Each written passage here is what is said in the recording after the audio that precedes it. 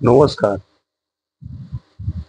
আজকে যে বিষয়ে জানকারি দেব বা যে বিদ্যাটি আমি আপনাদের সামনে পরিবেশন করব, এই বিদ্যাটি হচ্ছে গুপ্তধন তোলা। গুপ্তধন বলতে আজ থেকে বহু বছর আগে, যখন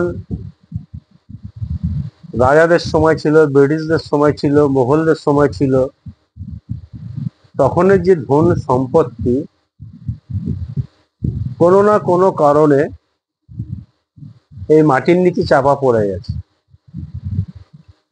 আবার কোনো কোনো ব্যক্তি মাটির নিচে ইচ্ছাকৃতভাবে এই ধন সম্পত্তি পুঁতে রাখতো। ভূমিকম্প হয়েছে, সে ভূমিকম্পর ফলে কি হয়েছে না, প্রাসাদ, ঘর বাড়ি সব ভেঙে গেছে। ভেঙে গিয়ে তার নিচেও ধন সম্পত্তি সব চাপা পড়ে গেছে। আর প্রাচীনকালে তখন কোনো ব্যাংক ছিল না। ব্যাংক না থাকার কারণে কি হতো, হাড়িতে, কলসিতে, ঘড়াতে বিভিন্ন জিনিসপত্রের মধ্যে এই সোনার মোহর, সোনার গহনা, রূপার টাকা, রূপার মোহর, আরো ইত্যাদি ইত্যাদি যেসব জিনিস সব দামি, মূল্যবান, ডাকাতি না হয়ে যায়, চুরি না হয়ে যায়, সেই কারণে তারা কি করতো, ওই হাড়ি, কলসি, ঘড়া ইত্যাদি ইত্যাদি যেসব জিনিসপত্র তার মধ্যে রেখে তারা কি করতো, মাটিতে চাপা দিয়ে দিত। তাহলে প্রাকৃতিক দুর্যোগ, এই প্রাকৃতিক দুর্যোগের ফলেও মাটিতে চাপা পড়ে গেছে। যেরকম অনেক মন্দিরে কষ্টি পাথরের ঠাকুর, সোনার ঠাকুর, অষ্টধাতুর ঠাকুর, প্রতিমা, সেই ভূমিকম্পের ফলে কি হয়েছে, ভেঙে গেছে, ভেঙে গিয়ে মাটিতে চাপা পড়ে গেছে। সেসব জিনিস হচ্ছে গুপ্তধন। আবার ইচ্ছাকৃতভাবে মাটির নিচে রেখেছে ব্যাংক না থাকার কারণে, সেগুলি গুপ্তধন। এইগুলি হলো প্রাচীনকালের গুপ্তধন।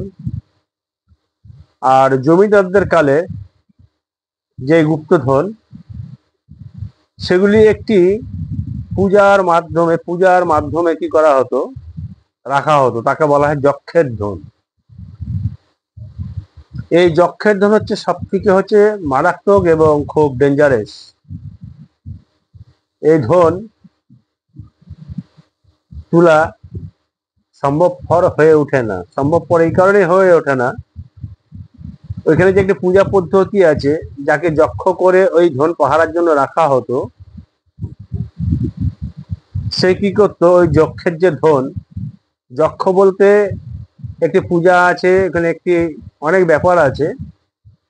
সেই ব্যাপারগুলি আমি নেক্সট ভিডিওতে বলবো, ভিডিওগুলো বড় হয়ে যাচ্ছে না হলে, ওই নেক্সট ভিডিওতে বলবো। আজকে শুধু এইটুকু আপনাদেরকে জানকারি দিলাম যে গুপ্তধন কিভাবে সৃষ্টি হয় বা গুপ্তধন মাটির নিচে কিভাবে চলে যায়, সেই ব্যাপারে আমি আপনাদেরকে আজকে এই জানকারি, আজকের এই বিষয় নিয়ে আলোচনা করব।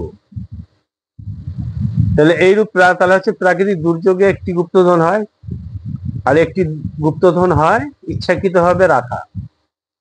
আর আরেকটি হয় কি, পূজা অর্চনার দ্বারা যক্ষ বানিয়ে সেইখানে গুপ্তধন রাখা, সেটি হতো জমিদারদের আমলে। আর তারও আগে যে প্রাচীনকাল, ব্রিটিশদের সময় বা ব্রিটিশদের আগের সময়, তখনের যে ধন সম্পত্তি, সোনা দানা, হীরা জহরত, মণি মুক্তা ইত্যাদি ইত্যাদি সব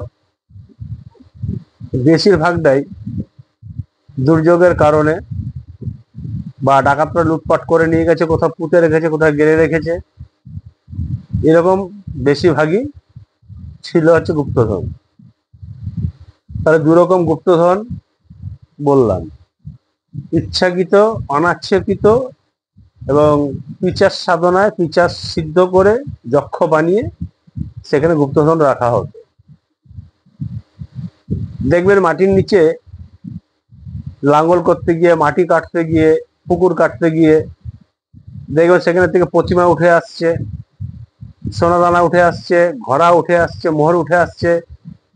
এগুলি হচ্ছে ওই প্রাকৃতিক দুর্যোগে যেগুলি হয়েছিল, সেগুলি হচ্ছে এভাবে পাওয়া যাচ্ছে, বা ইতিহাসে খনন কার্যের সময় এরকম বহু নিদর্শন, বহু গুপ্তধন এরকম উঠে এসেছে। আর যেটি পিচাস তৈরি করে, যক্ষ তৈরি করে যেটি রাখা হয়, সেটি কিন্তু সচরাচর কিন্তু কোনো মেশিন বা কোনো ভাবে এটাকে তোলা সম্ভব হয় না, কারণ সেটা হচ্ছে জীবন্ত থাকে, সেটি হচ্ছে সরে যায়। মানে যাকে এখানে যক্ষ করে রাখা হয়েছিল, সেসব জিনিসপত্র নিয়ে সে নিরাপদে আশ্রয়, সে তার জিনিসপত্র নিয়ে চলে যায়। ওই জন্য আপনারা শুনে থাকবেন যে গুপ্তধন চলে। হ্যাঁ, গুপ্তধন চলে। যেটি যক্ষকে রাখা হয়, যক্ষকে যেটি দায়িত্ব দিয়ে রাখা হয়, সেই গুপ্তধনটি চলে। আর বাকি প্রাকৃতিক দুর্যোগে বা রাখা যে গুপ্তধন, সেটি কিন্তু চলে না। সেটি এইভাবে দেখবেন উঠে আসে মাটির থেকে। শুনবেন যে মাটির থেকে প্রতিমা উঠেছে, মাটির থেকে ঘোড়া উঠেছে, তার মধ্যে অনেক মোহর, থোর ইত্যাদি ইত্যাদি এরকম ধরনের জিনিস, প্রাচীন জিনিস উঠে আসে। সেগুলি হচ্ছে গুপ্তধন। এই গুপ্তধন কোথায় আছে না আছে আপনি তো জানেন না। তাতে প্রাকৃতিক দুর্যোগেই হোক, ডাকাতরা চুরি চামারি করে রেখেই থাকুক, বা এই যক্ষবাণী পিচাসকে দিয়ে কোথাও রেখে থাকুক, যে কোনো গুপ্তধন হোক, সে গুপ্তধন আপনি আজকে যে বিদ্যাটি দেবো, এই বিদ্যাটি দ্বারা আপনি নির্বাচন করতে পারবেন যে কোথায় গুপ্তধন আছে। এটি করতে গেলে আপনাদেরকে কি করতে হবে? শনিবার, মঙ্গলবার কিংবা অমাবস্যা, পূর্ণিমা, আর এই শুক্রবারে হচ্ছে আপনার কৌশিকী অমাবস্যা আছে। এই কৌশিকী অমাবস্যা খুব একটি মারাত্মক যোগ। এই যোগে আপনি যা কিছু করবেন সেটি একদম সিদ্ধ হবে। আপনি কিছু জানুন আর না জানুন, যে নিয়ম পদ্ধতি বলে দিচ্ছে ঠিকভাবে করতে পারলে আপনার একবার কার্য সিদ্ধ হবে। এই কৌশিক অমাবস্যা শুক্রবার দিন দুপুর 1টার সময় লাগছে। ঠিক আছে? কি করবেন না, একটি বাঁশ ঝাড়ে যান। বাঁশ ঝাড়ে গিয়ে একটি চিকন একটি বাঁশ আপনি একটি দেখে রাখুন। সে বাঁশের কাছে গিয়ে আপনি 3টে ধূপকাঠি জ্বালাবেন, একটা পান সুপারি নিবেন, গোটা পান আর গোটা সুপারি নিবেন, আর একটু বাতাসা নিবেন, আর একটু মুরকি নিবেন। খই গুড় দিয়ে পাক করে যে খাদ্য বস্তুটি তৈরি করা হয় পূজার জন্য, ভেট দেওয়ার জন্য, সেটাকে বলা হয় মুরকি। নিয়ে যান, পূর্ব দিকে কিংবা উত্তর দিকে মুখ করে আপনি দাঁড়াবেন বা এখানে বসবেন। বসে 3টে ধূপকাঠি, ব্রহ্মা বিষ্ণু শিবকে স্মরণ করে 3টা ধূপকাঠি জ্বালাবেন। আর এখানে একটি পাতাতে, বট পাতাতে ওই বাতাসা আর মূর্তি এখানে ভেট দিবেন। আর সিন্দুর দিয়ে কি করবেন, ওই বাসে 3টা ফোঁটা দিন। ফোঁটা দিয়ে এবার আপনি ব্রহ্মা বিষ্ণু শিবকে আপনি জানান। ব্রহ্মা বিষ্ণু শিবকে জানাবেন যে আমি এই যে বাঁশ আমি নেব, এই বাঁশ দিয়ে আমি একটি কুলা তৈরি করব, বাঁশ দিয়ে আমি একটি কুলা তৈরি করব। ঠিক আছে? আর এই যে আপনি কুলা তৈরি করবেন, এই কুলা হচ্ছে শুধু গুপ্তধনের ক্ষেত্রে না, আরো বিভিন্ন কাজে ব্যবহার করা যাবে, গণনার কাজে ব্যবহার করা যাবে, আরো অনেক অনেক ব্যাপার আছে। সেইগুলি নিয়ে আরো পরে ভিডিও বানিয়ে দেবো আমি। আজকে শুধু এই গুপ্তধন তোলা, এই গুপ্তধন নির্বাচন করা, এই ব্যাপারটি নিয়ে আলোচনা করলে ভিডিও অনেক বড় হয়ে যাচ্ছে, লং হয়ে যাবে। দিয়ে আপনি কি করবেন, এটা আপনি সন্ধ্যাবেলা আপনি জাগিয়ে দিন, 1টার সময়, যেহেতু অমাবস্যা লাগছে। দিয়ে যখন নাকি রাত্রি 9টা বাজবে, ওই 9টার সময় আপনি যে ছাগল যে বলি দেওয়া হয়, পাঠা যে বলি দেওয়া হয় কালী মন্দিরের সামনে, ওই কাত্তান একটি আপনি কারো কাছ থেকে চেয়ে নিয়ে আসুন। জোগাড় করে একটি কাত্তান, ওই কাত্তান দিয়ে আপনি এক চোটে বাঁশটাকে কেটে দিন। ঠিক আছে? কাটা হয়ে গেল। এবার আপনি তার পরের দিন আরো ভালো হয় যদি ওই বাঁশটাকে নিয়ে এসে এবারে এক চোটে কাটার পরে এবার আপনি এটাকে টুকরা টুকরা করতে পারবেন, এরকম সাইজে সাইজে টুকরা টুকরা আপনি করতে পারবেন। এবার বাঁশটাকে নিয়ে এসে টুকরা টুকরা করে আপনি আপনার তুলসী তলা বা মন্দিরে মঞ্চে আপনি রাখুন। মুসলমান ভাইরা হলে কোনো ফাঁকা জায়গায় নিয়ে যান, ফাঁকা জায়গায় রাখুন, রেখে এখানে ধূপ সন্ধ্যাবাতি দেখান। মুসলমান ভাইরা হলে মোমবাতি জ্বালাবেন, তিনটে মোমবাতি, তিনটে ধূপকাঠি জ্বালাবেন, জ্বালিয়ে ওইটাকে ধূপ সন্ধ্যা দেখান কাটার পরে। আর কোনো বিদ্যা হিন্দু মুসলমানের ভেদাভেদ বা ভাগাভাগি নেই, সবাই সব বিদ্যা করতে পারে, সবাই সব বিদ্যা করতে পারে, এখানে কোনো ভেদাভেদ নেই।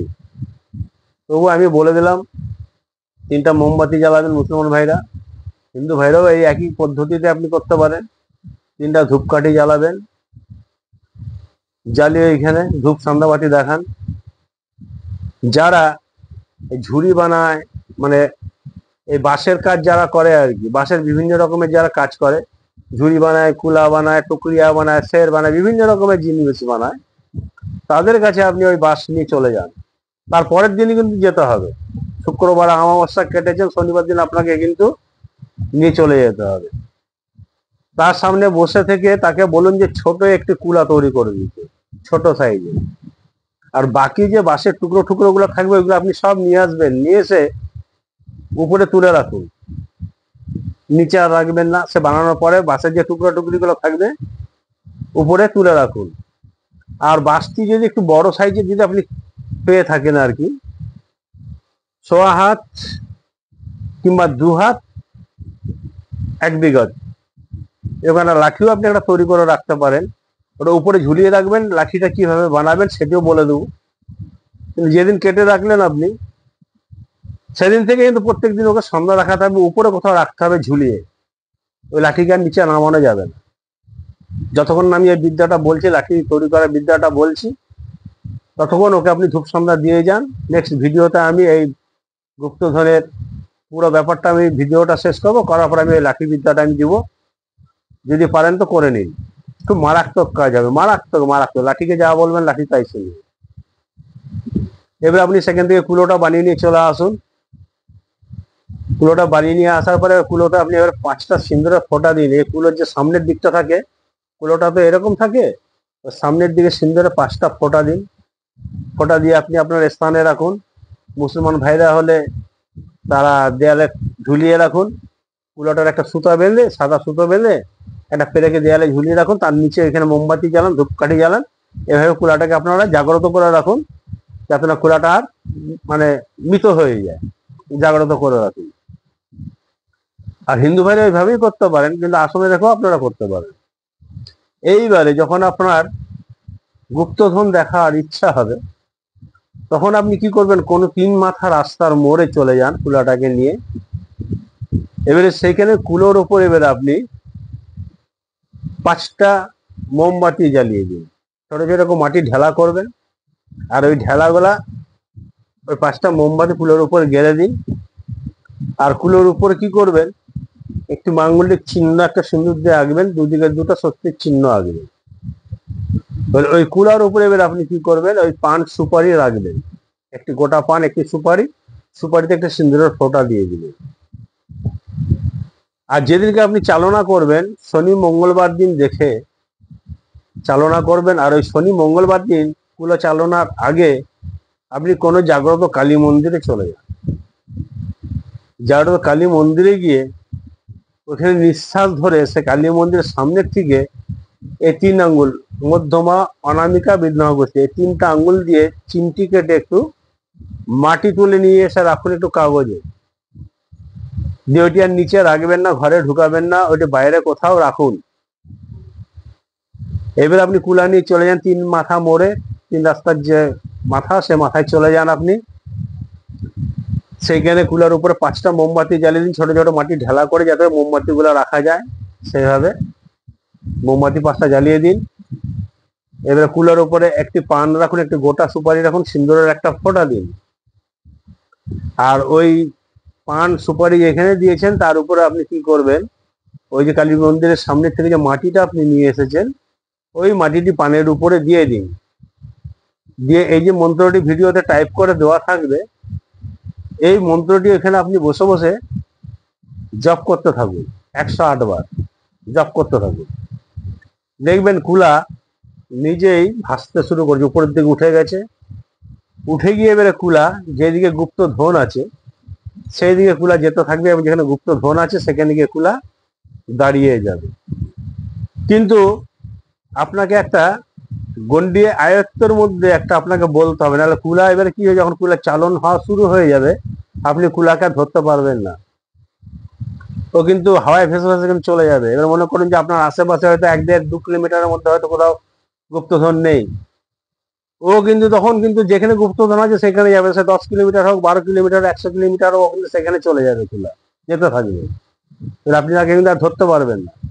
ওই জন্য আপনি প্রথমে একটা গন্ডি মারবেন। এই গন্ডি মন্ত্রটা আজকে আমি ভিডিওতে দিচ্ছি না, পরের ভিডিওতে গন্ডি মন্ত্রটা দিয়ে দেবো, সে গন্ডি মন্ত্রটা দেখে নেবেন। এবং গুপ্তধন কিভাবে তুলতে হয়, তার যে পূজা, তার যে পদ্ধতি, তার যে মন্ত্র, আমি নেক্সট ভিডিওতে দিয়ে দেবো। আজকে শুধু কুলাটাকে চালন করার যে বিদ্যা, সেই বিদ্যাটি আমি আপনাদেরকে শিখিয়ে দিলাম, বিদ্যাটা আমি বলে দিলাম, ঠিক আছে।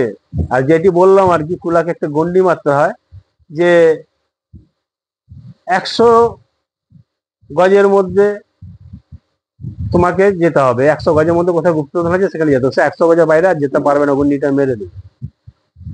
এই জন্য বললাম যে গন্ডি মারতে হবে। আর উদমা যদি আপনি শূন্য যদি আপনি ছেড়ে দেন, কোনো কিছু যদি না বলেন, ও কিন্তু ছুটবে, সে যত দূরেই হোক, যেখানে গুপ্তধন আছে সেখানে গিয়ে দাঁড়াবে।